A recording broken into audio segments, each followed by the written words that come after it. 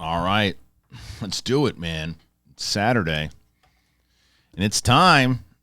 Hopefully you guys have seen the movie. Don't watch this review if you haven't seen the movie. That's why I put it up on Saturday and not Thursday or Friday. I want to give some people some time to see this movie before we started talking about it. Obviously, No Way Home, it's Spider-Man. Going to do a very long conversation with myself, Coy Jandrew, and Winston Marshall very, very soon. So that'll be on Monday.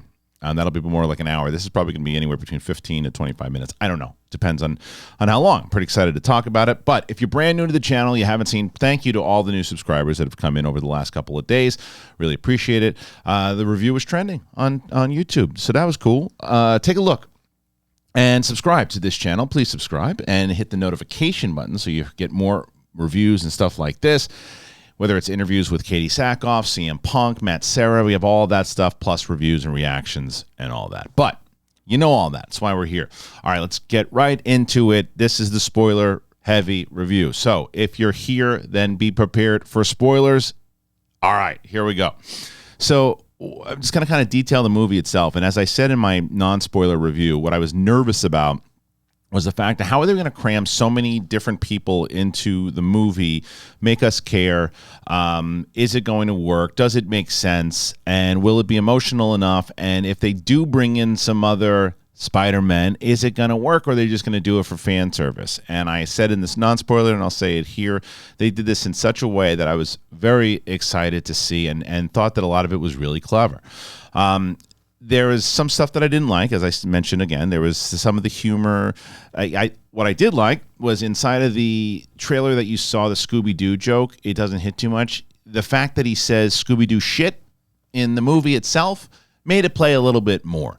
I thought some of the humor with the kids I was like, oh, is this going to be overbearing? And it was for a little bit in the beginning, but then it just kind of leveled out, and I thought it was fine. But as the movie starts off, we're basically, I love the idea of, you hear Jake Gyllenhaal in the lead up directly right after No Way Home, or Far From Home rather, and you get into that and you're like, okay, I'm feeling it. And then you have the relationship between MJ. I know I said last time, not Mary Jane. I know, misspoke. MJ is with Peter. They're swinging around, and then here comes the video, and then the idea right away that it's just this thing, like he it's out. He's Spider-Man. People start taking pictures of him, and he zips off with MJ. And I love the urgency of it, because it's like, where's he going to go? Anywhere that he goes, are people taking pictures at him? And I didn't know like how he was going to be able to deal with this. Obviously, again, from the trailer, we know that this is what leads him to want to do that spell, but it's more than that. And that's what I liked about it. It's the idea that you can just tell how it's painting him, that it's hurting his friends. It's hurting, and the MIT stuff with this big scandal that's going on, and the fact that it's so public, and even all the stuff that he's done and everything that he did, it doesn't matter, because as Matt Murdock tells him, and what a scene that was when he shows up, it's public opinion. Yeah, they're not going to legally prosecute you for all the stuff that you did, and the idea that no one's taken, nobody up there has taken merit what Mysterio said, but it's public opinion, and there's a lot of people who think that you did murder him. And that scene with Matt Murdock, that was clearly, I mean, did he need to be in the movie? No. Was it really cool that he was? Yeah. Because it just lets you know this is our Daredevil. I know how much you loved him on the Netflix series, and he's our Matt Murdock too. And then even if you weren't familiar with the series, and the fact that he reaches back, catches a rock as it comes in, it's to let you know, oh, okay. Even if someone's like, who is that? What is that? That's Daredevil. That's who that is. It was a kind of an awkward scene with Happy and May when they break up. I don't necessarily know if it was needed. It's like, because they were so happy, like, you know, no pun intended, in the last movie, and it wasn't very too far off from when it started. So what happened in that time? So I don't necessarily know if they needed to have that particular scene. Did it hurt the movie? Not necessarily, but it's anyway, watching him, there was that scene though when, again, the urgency of it, Peter trying to figure out, he didn't seem as he was trying to keep it quiet. And then the news shows up, the helicopter's outside, and that's how he's revealed. So the tone of it was consistent. The whole way through it was consistent. And that's what I dug about it. There was a reason why you have to get to Doctor Strange and why he needs to go to Doctor Strange. And the fact that, and I loved the bond between the three of them. And I was worried about that. I was worried, like, okay, this is just going to be this, Hardy Boys thing where I'm just, it's just too much. They're going to overbear. They're going to hit us over the head with the humor. And it wasn't that. It was no, he really, it's this trio that he's had, and there's a line later on that we'll get into of just like, I've never worked as a team before, and he's like, I have. And that's what's been so clear and so different about this Spider-Man, is that he has worked with a team throughout the beginning, whether it was Ned at first and then MJ comes in, and the love between him and MJ, it's very clear. Their relationship just develops more and more and more. And even when when he goes to Doctor Strange, and he has this whole scene, and he's like, can you just make them, everybody forget? And he gives them the reason why. And Doctor Strange's like, all right. I love that he says to Benedict Wong, he's like, can we do it? He's like, look at what this guy's done. He's like, yeah, just leave me out of it. Go ahead and do it. And that whole scene, it is that I did. Ellis had this issue with, and he hadn't seen the movie yet, but when I was talking to him about it, as we were leading up to, is this kid going to screw up this whole thing and mess up the spell when he doesn't? It's like, just shush. Don't. He's a kid, and he realizes, whereas Doctor Strange tells him, "Yeah, all right, everyone's gonna forget that you're Spider-Man. Don't worry about it." And he's like, "Well, I don't want everyone to forget. Can you, MJ? All right, fine, MJ. Yeah, Ned. All right, Ned. Aunt May. All right, and then it starts to go wonky." And he's like, you messed up the spell. And that's how it all happens. And even in that, though, leading up to, because it's like, it didn't feel like it was dragging on to me. I felt like, oh, this is a good setup as far as just throwing them all into it. And that's what I started to really get entertained by. Because I'm like, okay, they're setting this up really well. And it's that connection of, I know enough about Peter's motive of why he really wants to do this. He's madly in love. He loves Aunt May. He loves, obviously is madly in love with MJ. He loves his Aunt May. He loves his friend Ned. He loves Happy. And that's what this whole thing is about from beginning to end. And that's where I said, like, that's in my initial review, that it's emotional. This whole movie is very emotional. And it's funny, and it has good moments throughout it. So when we get to that place where he thinks, okay, and I love the scene that I really liked is when MJ tells him, hey, did you go to Doctor Strange to do this magic spell and you were going to do that? And she's like, just throw that plan by us next time. Like, we're a team. And he's like, all right, I will. And it's his eyes of like, man, this is really the person I want to be with, who just wants to be my partner. Tom Holland does really great work in this movie overall. He's a really good actor in general, but there's something that he does in this movie that I think catapults him to that next level of superstar / actor. I've been very vocal about it in the past with performances in general, is there doesn't have to be dialogue if you can tell what the actor or what the character is feeling through the eyes when they're reacting, or they're just, something is being said, and you can just tell he didn't have to say anything. He didn't have to say anything after she said that to him. You got, like, he was just so relieved and so happy to be that this was his person from that conversation alone. So it makes the end obviously that much more devastating with these little moments like that. And I think you take for granted these little moments of the reason why you believe their relationship so much and the chemistry. And so, and the setup with Ned into the magic part of it, that was a little thrown together. I know it's part of the comics. I know that that's what happens. I know that and there's even that goof that he says down the line. He's like, oh, don't worry, I'm not going to become a supervillain, because in the comics, that's exactly what happens. I understand all that. It just kind of came out of nowhere. Oh yeah, my grandmother says that we know magic. And then it's like, okay, now he's able to do magic. Like, Stephen Strange, it took him a little bit to figure out how to do all that stuff. And Ned's just opening up portals the whole time. It's okay. It's the same kind of issue I think I had in the Hawkeye series, where it's just things happen a little fast. But, at this point, all right, so you figured out how to open portals. It's not gonna hurt my overall enjoyment of the film itself. But I digress, or I jumped ahead. So as we get to that and we're watching, this whole setup of, now Peter needs to figure out, all right, if I'm not going to get this spell, because Doctor Strange, like, it didn't work, we're not going to do this right now. You screwed up the whole thing. It could have just collapsed a whole bunch of different realities. So, and by the way, dummy, you could have just called. You didn't call these people and make a pitch. He's like, I didn't think about that. He's like, you had me do all this? Like, that's the kind of humor I thought worked. He's like, wait a minute. You didn't call anybody? You just came to me and said, let's do a spell and make everybody forget. Why didn't you call somebody? Loved that moment. Thought it was great. And I thought that Benedict Cumberbatch, his timing in this movie was fantastic.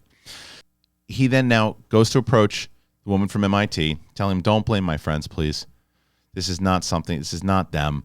Don't be stupid. And like he's just not the best with words, and he's bumbling over his words. And it was just a nice moment. And then boom, boom, boom. I was a little bummed, though. I have to be honest. I was a little bummed when I knew Doc Ock was coming. I know that they have to throw this in the trailer to let you know basically ultimately what this is about, and they wanted to reveal Alfred Molina, and they want to show you some big parts. And there's only so much they can show in this movie without not spoiling. I mean, you kind of have to. You kind of have to spoil some stuff because it's the overall plot of the film. So even though I was bummed by it, I understand why they did it. I feel the same thing, like, where there's certain things that you had heard or not heard and things are popping up and you're like, I wish I didn't know that. And there are some surprises in it that we'll get to in a moment. But there are things that I was like, okay, I think if I didn't know, I almost wish that I had never seen a single trailer. For those people who had never seen a trailer or anything, just went in kind of fresh, I'm jealous of those people, because I can only imagine how that must have felt, like going into it, like not knowing anything about it, especially if you watched it. And I would say, as we'll talk about in depth, don't worry, but this is an ultimate ending. They kept talking about Endgame, how this is the end game of the Spider-Man movies. And what they really couldn't say was this is the end game for all of the Spider-Man movies. Like every Spider-Man movie from, the Raimi versions to the web versions, and now to these versions of Watt movies. This is just the everything about, you go back and you watch those movies and they make so much more of an impact because they all had purpose now leading to this. And Doc Ock leads you to that. When Doc Ock shows up and Alfred Molina is there and he's just about as devastating as you remember him from the second Sam Raimi film. And he is just looking for Peter, and he's like asking him where the machine is, and he's just kind of thrown out of whack because the last thing he knew, he was up on this machine, and then here he is, and now this thing's is still taking over his brain. If you went and watched the Raimi movie, it all makes sense. And I just done a rewatch of the movies. The rewatch is on the channels now, but we had rewatched these movies, so they're very fresh in my brain. So I'm like, I know exactly what he's talking about. And when he's doing that, he's kind of lost, and Peter, our Peter for this movie, is lost. He's like, what is this guy talking about? And this moment is something I was not expecting, that I went up going, oh, I love the difference in the multiverse here and how this guy's not ready for this Peter Parker because of all the stuff that he's done with Tony Stark. So he's about to take him out, and Peter knows because of the suit and what he's been able to do with Tony Stark, the nanotechnology takes over, and he's able to control the arms. And I was like, oh, man, Tobey Maguire wish he had that back in 2002 to fight this guy with. And he's able to do it. And then he winds up, Doctor Strange takes him back to the lair. And this is where, inside of this dungeon and looking at these little cages of the idea of it, and this is where the structure starts to play. And I went, okay, so this is the thing. So the spell that they did, anyone from any alternate universe that knows that he's Peter Parker can come on in. And now they can, knows that he's Spider-Man, and that can come on, that knows Peter Parker Spider-Man can come on in and can infiltrate this one. And maybe they already have. And I was like, okay, then that all makes sense. So now this is a way to introduce it. Who's coming? How are they going to do it? I mean, again, we know it from the trailer who's coming, but how are they going to do it? How are they going to introduce it? So he tells Peter, all right, this is what you got to do. You got to use this thing. And I don't know, was that an Eternals thing? I don't know. It seemed like it was. It seemed like it was an Eternals bracelet. I don't know if it is or not. It looked like one. I mean, it very well may not have been, but that's the first thing I thought of. So when he has this suit on, which everybody thought it was like an evil Spider-Man suit when it came out in the trailer, it wasn't. And now he's talking to Zendaya or MJ and Ned. And this is where the line that I still doesn't play for me is Dr. Otto Octavius, and they start laughing at him and saying, "Oh, that's your real name? Because you're Octopus." And joke didn't play. But again, like I said, 10% of the jokes maybe didn't hit, the 90% did, so I was fine with it. But going back to that Hardy Boys thing that worked for me was that, okay, here's the mission. They're going to watch him kind of swinging him. He's like, how does he do that? And I also love this idea that the whole time J. Jonah Jameson is just trying to take Peter Parker down, and no matter what he's doing, he's trying to figure out a way to just screw this guy over and screw this kid over and go after him. And he's just like, I don't want them to blame me for this shit again. Like, I'm just going to clean all this stuff up after the whole stuff happens with Electro and Sandman. But that being said, so this was a part that, I mean, the actual setup itself and how they brought Sandman in and bringing Thomas Hayden Church back and the way that they brought him back. And when we see him in that Spider-Man 3 film, knowing, again, doing a rewatch was so helpful for these movies, because when he's there and having this conversation with Peter, trying to help right away, he helps Peter because he's a good guy. He's in the third movie, we don't know enough about him, but I still think that movie should have focused on him and him alone as the villain. But either way, they wind up taking out Electro, and Electro coming in. First, he's blue, and as we know him, but then he ultimately, this was the part that I was nervous about, because I like Jamie Foxx very much, and I'm a big Jamie Foxx fan, but the problem that I had in the beginning of this didn't seem like Max at all. It seemed like Jamie Foxx, from the jokes, from everything. And I know that that's what he said, that while he was here, he feels like a completely different person, and the power, but like, his whole demeanor just changed. This wasn't that geeky, nerdy, comb-over Max like at all, even in the way that he spoke or anything. This was Jamie Foxx. Like, you feel like this guy, this was just, what it felt like was they approached Jamie Foxx and like, we want you to come back. But he's like, yeah, but I'm not doing that again. I'm going to be a cooler version of this character. I don't know if that's the case or not. That's what it felt like.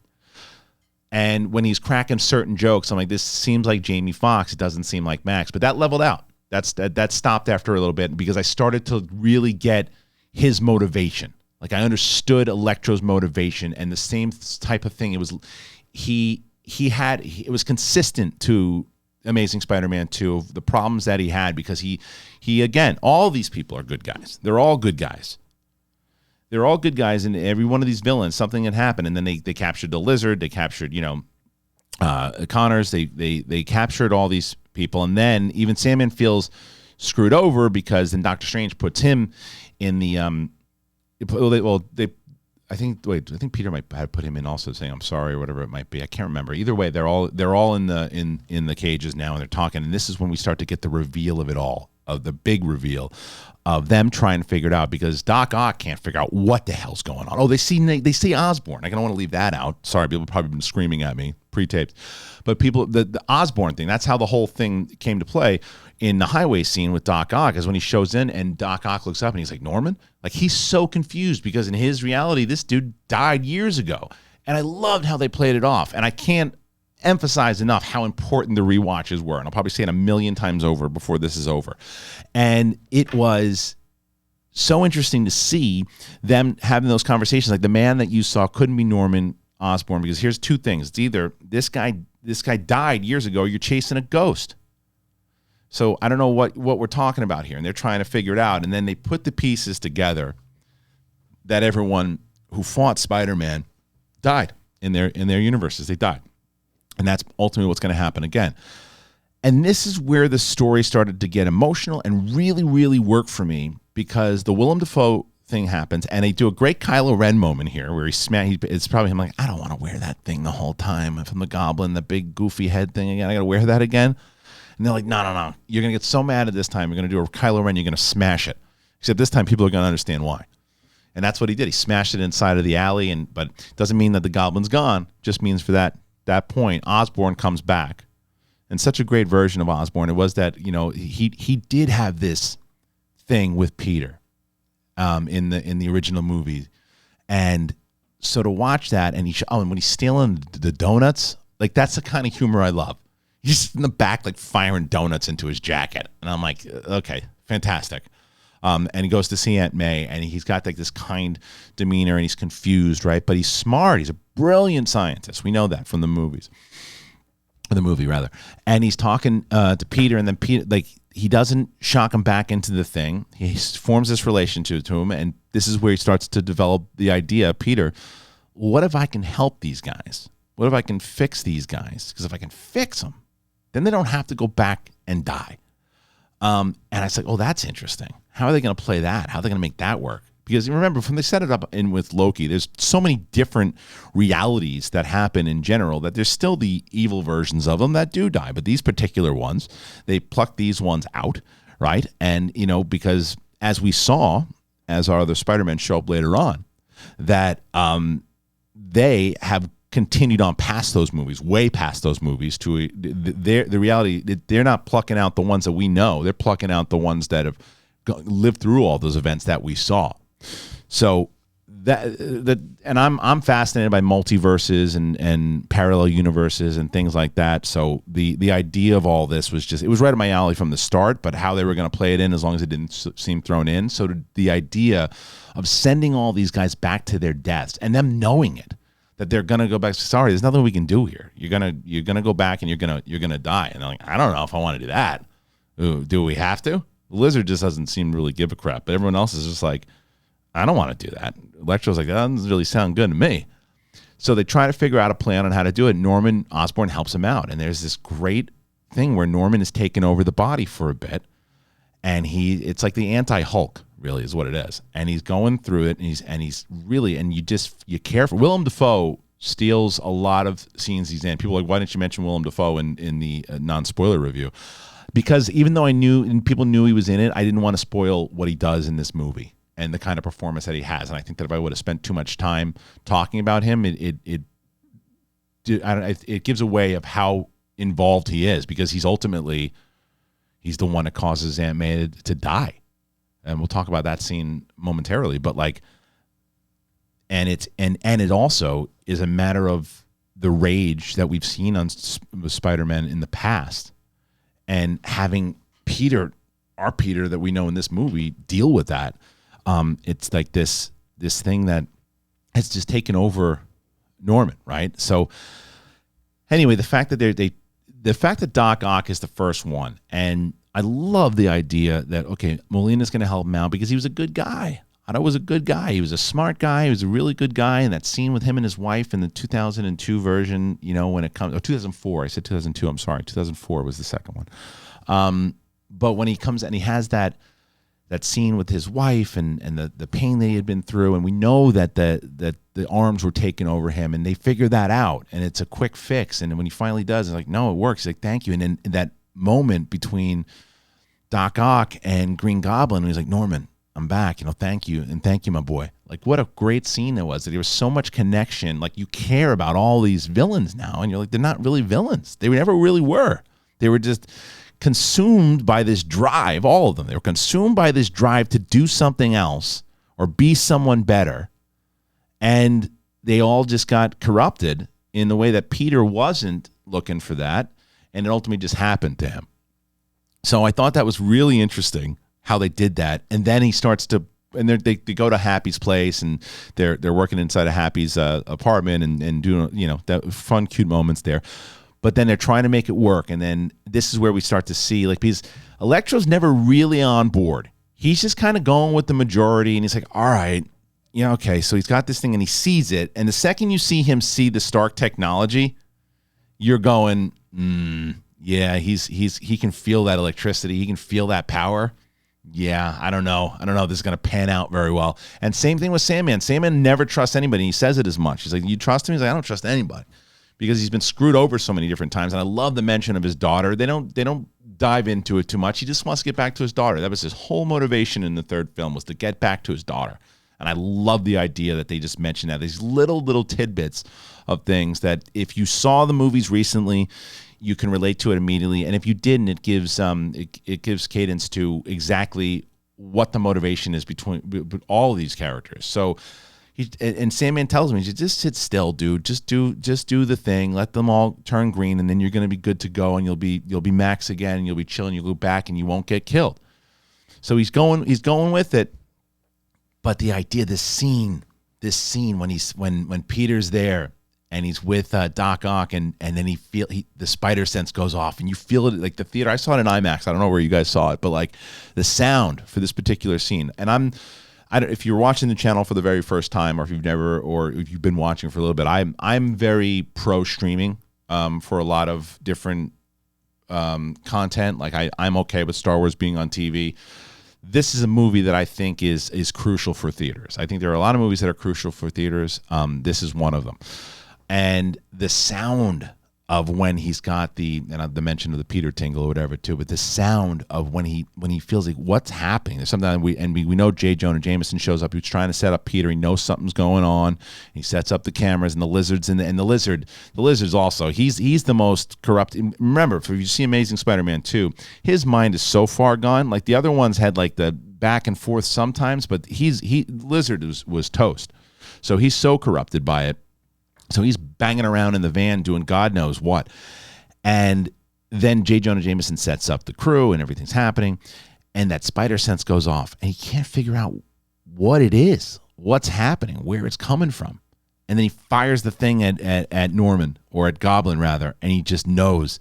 And I thought, this is the funny thing, that the reason why I thought Willem Dafoe was so good in this movie, it was a very different yet similar Goblin that we saw in the 2002 version. Because in the 2002, as if you watch it now, it's a bit, they're still fun. They're really fun movies, but they're a bit dated. And the performance of Willem Dafoe is like, ha! And he does all this like over the top big moments, like, ha! Come on, Peter! That's there, but it works with the insanity in this movie. And it's also because of the way it was set up in that first movie. There's no doubt about it. Like, you understand why he's going through what he's doing, but there's an insanity behind it that this Goblin takes over, and it doesn't seem cheesy and corny like it did in a couple of different scenes, because it's a very different tone. So Peter knows it right away. He knows it's going down, and the speech that the Goblin gives about being kings and all that. And the second he does that, Electro's like, "Yeah, what am I doing? What is this? I don't want to be normal again. I don't like the way that I felt beforehand. I don't like people picking on me. I don't like the fact that the eels, the hell with this." And right before that last screen, he's out. Sandman disappears. It's like, it was so close. And it's just, you can feel it. And you're like, oh no, what a bummer. What a bummer. So that all set up, like, just the dynamic of the story and the way that it just moved as you were just moving through it and watching these moments happen of like this happiness, the understanding, the fact that this kid wanted to do good. And again, I jumped over a moment that was crucial to this whole thing, was the Doctor Strange. And Doctor Strange, who was telling Peter, dude, you got to send these guys back. And he's like, no, I can fix them. And then they sends him to the mirror verse, and he's chasing him around, and Peter figures it out through math to keep him there. I loved that scene also because it was like, who's right, who's wrong here at the moment? Because in a certain sense, Doctor Strange, you can understand where he was coming from and why he wanted to do it. But Peter, on the other hand, was like, I want to do good. I want to make sure that, these guys, they don't need to die.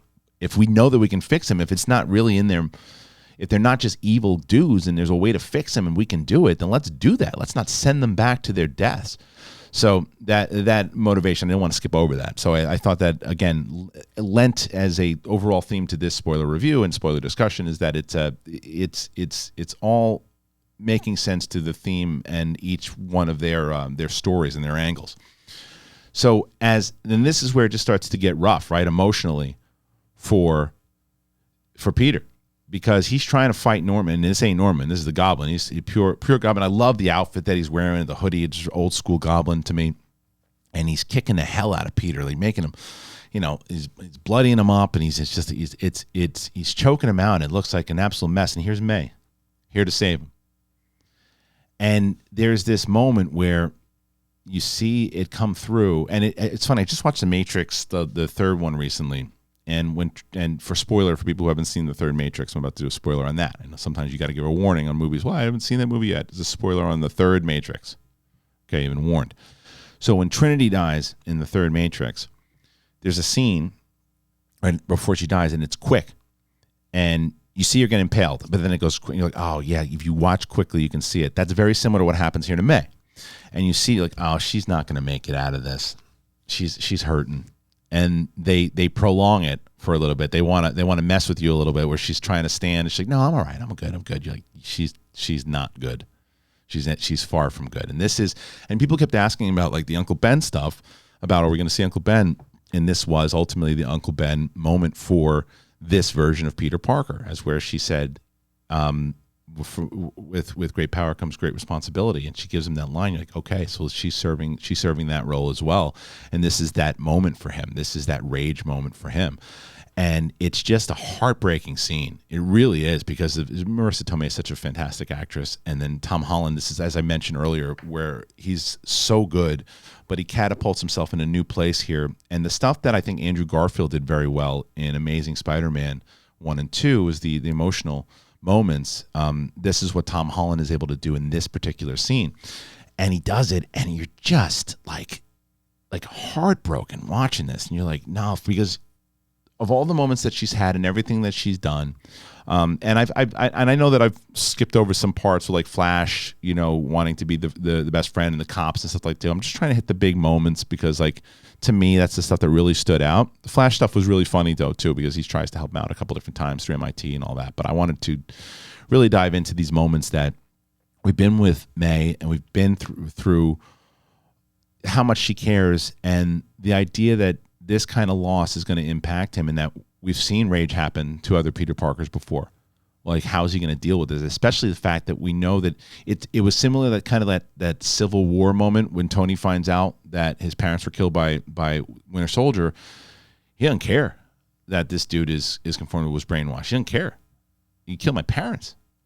And so that's kind of where Tom Holland goes, or Peter Parker goes in that moment. He's just, and the connection to Happy at that moment when he sees him, and they look, and Happy just knows from him holding her there is that this ain't good. And this is where it all goes exactly where everybody wanted to go. They're trying to find Peter. He's on the run. They don't know where he is. And then, as much as I said earlier, it's a little convenient that Ned is doing this and figuring out how to do it so quick without any training. Well, it led to one of the best moments maybe in history, in the reveal, because what a great moment where they're like, we want to find Peter Parker. And you open it up, and here's Peter Parker. He's looking over. He's got the Spider-Man mask, and he's looking. I was sitting next to Winston Marshall. He goes, that is Andrew Garfield. He was like, that's Andrew Garfield. And I go, it might be, dude. He's look like he's tall. You can tell he's the kind of lankier Spider-Man. And he steps through. He takes off the mask, and sure as hell, it's Andrew Garfield. Big eruption in the theater, I'm sure, for everybody when that happened, and well deserved. But adding to that humor that I liked, as I mentioned, the 90%. He's there. And they're having this moment. You're not Peter Parker. You're not Spider-Man. He's like, yeah, I am. Look. He's like, that's not enough. He's like, that's not enough. What else do I got to do? And then the moment with Ned's grandmother, which was hilarious. Can you go over there and take down the spider web? And he crawls over. It's like, how about that? All right, fine. And then walking through, here comes Tobey Maguire. Right? There's another. They open it up again. They do it again, and now Tobey Maguire comes in. And now this setup between the two, and they start fighting against each other. It was like the moment that you wanted to happen, and the fact you knew right there, because some people were worried that these guys were going to show up. They were going to be in it for like 5 minutes, and then that was it. You know that right there from that setup alone that they need to get involved, because they both realize, no, I have it. I'm pretty sure I'm supposed to help this kid. And the second they say that, you're like, okay, well, they're going to be in it for the rest of the movie now, and they are, and it just works. It's like you get the Amazing Spider-Man 3 and you get Spider-Man 4 like that, it infused in this movie, and it doesn't feel rushed and it doesn't feel forced, and you feel like, okay, I'm so emotionally like ready for this now because of all of the hype, and it needed to deliver, and it delivered. And they want to help him out, and she's like, well, they all had their place that they would go to, and they all had that place, whether it was the Empire State Building or the Chrysler Building, and they have the dynamic there. And what it also feels when the three of these guys are together, and they even said it's like a family, and they call themselves, 1, 2, and 3, which is hilarious. He's like, I'll be the third. But what's really funny about that is that you can tell that Tobey Maguire, who we'll talk about in a sec, is the big brother. Garfield's the middle child, and then the younger brother is Holland. And that's the way the movies came out, and that's the way it feels. And Tobey Maguire, it really, really does something special in this movie, because very similar to Jamie Foxx, I felt, okay, is he just going to be playing Tobey Maguire? But it's like, no, this is a matured Peter Parker of what we've seen. This is a mature Peter Parker who has been through a lot. And this is my previous point of these versions. They're not trying to tell you that this is Peter Parker from 2004, 2007.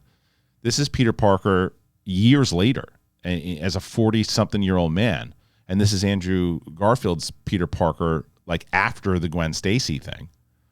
So these are everything that they went through. We know what they've gone through, and I love the idea and the self-awareness they brought to this, the flaws that were in some of those movies, the other things that they have gone through. Like they rewarded you for being involved in the entire franchise, and that's what I really dug about doing a rewatch series.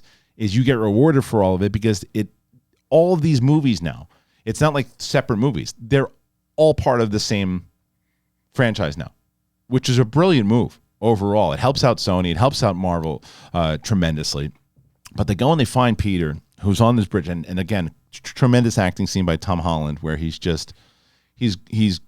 grieving, like really grieving. And I'll tell you, a personal experience, I lost my brother in 2018 at the age of 37. And there's just a feeling, for anybody who's ever lost anybody, there's a feeling of grief in general that just, it's overpowering. And it's almost like you're in this bubble of, I can't even describe it. I wouldn't want to describe it to anybody. If you haven't felt it, then you're lucky. If you have, then you know what I'm talking about. And that feeling came back to me in that moment when he was sitting on the rooftop over the loss of his aunt.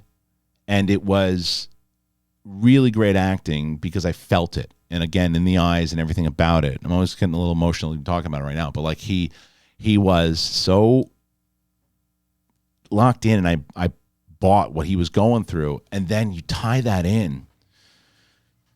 This is the moment that really got me. And then I said, I teared up a little bit. So for everything that we give crap sometimes, or my God, I don't know about this Hardy Boys thing that they're going to do, and this love and this hug that they give him when he's on the rooftop and they're hugging him and they got him and they don't say anything, even though they know the two guys are there. They haven't seen him and they know, and they're just hugging him, and you could feel it. It was you could see the bond that the actors have, that the characters have. It's beautiful. And then he says, MJ says, "There's somebody here to see you." And this is one of my favorite moments of the whole film. Toby, Peter tells about the loss of Uncle Ben. And I like what they did here, because instead of Andrew going, "Oh, I also lost Uncle Ben too, and it was tough. Oh yeah, and I lost Gwen Stacy." He focused on Gwen. Gwen was my MJ. And talked about, and you saw he does that thing. He's a great crier, Andrew Garfield.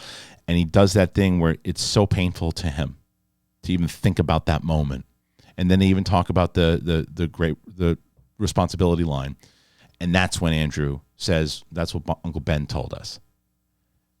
So all of that together, and this rage that Tom Holland's feeling, and they're telling him, no, let's do this together. Let's make it work. They had this plan. And then and they finally do the point moment in the whatever lab they're working on, and they do it, because I was wondering when they were going to do it, how they were going to do it. That was the one thing I was wondering. And the other thing I was always wondering was, they've got to address that Tobey Maguire is like a mutant. He doesn't build his thing. He's a mutant that's built in his body. I'm like, how do they kind of address that? And they did address it, and they really address it. And it's hilarious. The chemistry between the three of them is great, and the type of humor that comes, because all the Peter Parkers have always been sarcastic and had humor to them. And when they call, "Hey Peter, what me? Oh, same Peter Parker, same guy." The comedy inside of it and the direction here from Watts was really well done. How they play these little moments out where it doesn't seem like, oh, okay, we're just playing it for comedy here. It was like there were like legit moments from all three of them, and they're having these conversations, and the fact that it felt like three brothers. and it felt like you're learning all these things about things that we've seen, that we're familiar with, that they're learning. It was great. I loved it. And then it plays into them then going to the bridge and having it, and they have more of those moments, and this great moment between Andrew Garfield and Tobey Maguire up on the bridge, and he's asking him more about the things. Like, you making fun of me? He's like, no, I legit want to know. It's pretty fascinating.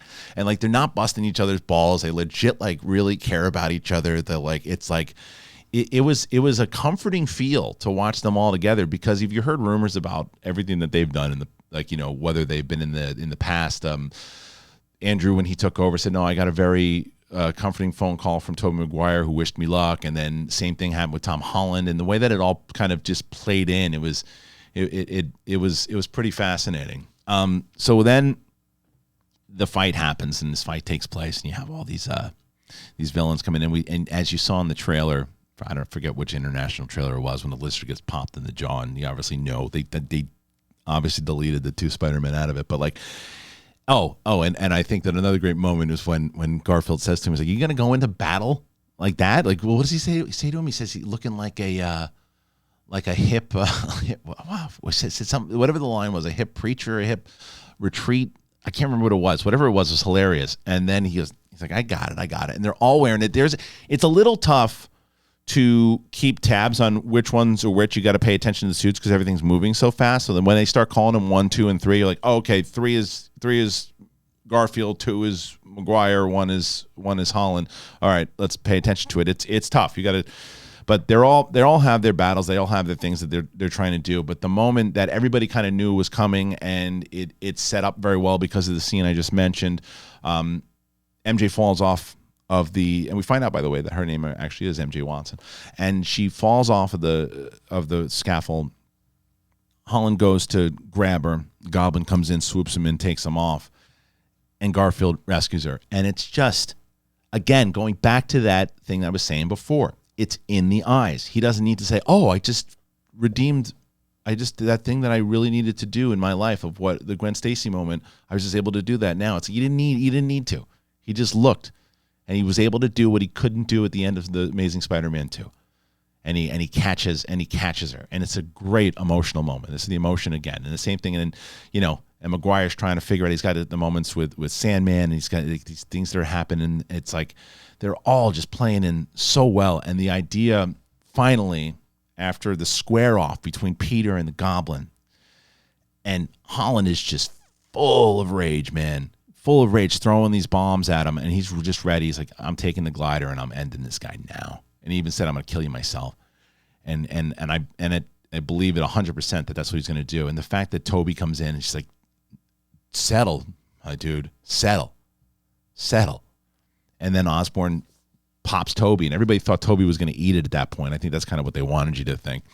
But then, Garfield comes in, throws him the potion. They cure Norman, and Doc Ock coming in to save the day. You kind of knew that was going to happen. Like, when they don't try to milk it too long. Like, oh wait, why is he helping them? You just knew it right away. That's how he takes out Electro, or gets Electro to power down. They power down everybody, and then they power down Norman last. So when they finally do it, you see that it's about love, and the fact that it's a very cute moment where Toby's like, I've been stabbed before, I'm good to go. So the moment they say that, you're like, okay, he's gonna make it. Playing off the dynamic between the two of them. But then Doctor Strange finally comes in, sees what's going on, and then the spell cracks through, and whatever happens. I guess that's also because what Goblin was doing. But man, when all that's happening, you see like the silhouette of Rhino, and I think you see, who's the other one that you see? I think that you see, I can't remember who else you might see, but I know you definitely see Rhino in the silhouette. Is it maybe Mysterio also? I'd have to go see it again. But either way, you have these moments of these people kind of coming through. And then, so this whole thing of like, I just wish that when he says, can you make it that everybody just forgets who Peter Parker is? It's like, yeah, but it's everybody. You got to go through this. And again, speaking of that emotional moments, going in there and having that moment with Zendaya and or MJ and Ned. It just hit me again. And it's a good setup overall. It's a good setup to what he's alone. It reminded me of Eternal Sunshine of the Spotless Mind a little bit when that happened. I was watching that go down. And you're like, yeah, he's got to take these moments to save it. And like heartbreaking moment, he's at Aunt May's grave, and Happy shows up, and they have this great conversation. He doesn't say anything, but then because the reason I said it reminds me of Eternal Sunshine, she's like, find me in if you've seen Eternal Sunshine, find me in Montauk, right? So it's just like, find me at the coffee shop, and he does, but he doesn't go through with it because he sees that band. I love this moment. He sees the Band-Aid on her head, and as he has his whole speech prepared, he's like, I can't. I freed them by doing this, and look at them. Look how happy they are. They're at MIT. They can actually have a happy life, not knowing who I am, and I'm not putting them in danger. Ultimately, what happened with Amazing Spider-Man with Garfield is that the second that Gwen knew, he got her in trouble, So anyway, all that, and then that leads into that's the end of it. Of he's swinging around. He's still Spider-Man. They still know who's Spider-Man. They have the funny moment with J. Jonah Jameson, and I did wish that they had a moment though where not both, maybe Toby saw J. Jonah Jameson and was like, that's exactly what he looks like in my universe too. Would have been hilarious, but didn't kill anything by not doing it. But everybody disappearing, going back to there, and that's again a sweet moment between Garfield and McGuire, kind of pointing it out, giving the peace sign or whatever it is, and then they're out. And then that's the overall end of the movie, man. And you just left kind of, okay, what are these two post-credit scenes? I haven't seen the second Venom yet, Let There Be Carnage. I haven't seen it, but I didn't love the first one, and I heard the second one was goofy. I don't know, but I heard about the post-credit scene, right? Knowing that Spider-Man is something he's very aware of, or Peter Parker, whatever it is. So he's having this conversation. Eddie and the symbiote are having the conversation. He's like, we just got here. Oh, we got to go, and then they disappear, and then they leave a bit of the symbiote behind. So I think that was a great setup to say, well, that Venom is Sony's, but you just left Venom here, so now Venom will also be in our MCU as well because of the way that's set up. Good way to do it. Good compromise between both studios. And then the last thing is not really a scene as much as it's just a trailer of Doctor Strange, the Multiverse of Madness, whatever that's. And I think I'm going to hold back on really diving too deep into that because I'm sure there's going to be a trailer coming out, and I want to do another reaction to it, like watching it fresh again after seeing it in the theater. Because he sees Wanda, he sees some stuff. I didn't really get everything that was going on. There'll be more breakdowns, and it's more about Spider-Man in general. But this movie, man, there's like the fact that I could remember all of it and how much, again, the emotional moments that it did have for me and could relate to a lot of things. It played, and I think it was a great play and a great way to introduce everybody, put everybody together.